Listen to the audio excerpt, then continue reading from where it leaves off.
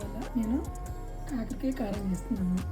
దానికి కావాల్సింది కాకరకాయలను ముందుగా కట్ చేసుకొని కొంచెం ఉప్పు వేసుకొని బాగా ఇలాగ స్మాష్ చేసుకున్నాను. ఇలాగా బాగా గట్టిగా తిండాలి.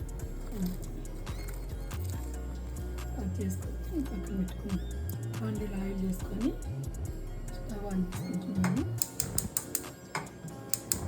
ఆయిల్ వేడి ఉండడం కాకరకాయ ముక్కలు గట్టిగా తీసుకొని దీంట్లో వేసుకొని వేయించుకోవాలి. దీంట్లోకి కారము ప్రిపేర్ చేసుకున్నాను. ఇది వెల్లుల్లి కారము అంటారు. దీంట్లోకి కారము, ఉప్పు, కొంచెం వేయించిన శనగపప్పు, జీలకర్ర, చిన్నపాయ ఇవన్నీ వేసి ఇలా మిక్సీ పట్టుకొని పక్కన పెట్టుకున్నాను.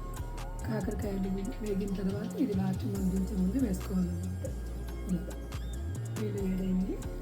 ఇప్పుడు కాకరకాయ ముక్కల్ని ఇలా గట్టిగా మనం పిండుకొని ఇలా ఇలా దించేస్తాం. దీంట్లో వాడుతుంటే వచ్చేస్తాయి అన్నమాట. ఏది కూడా ఉండదు ఇలా పిండి కొట్టకుండా.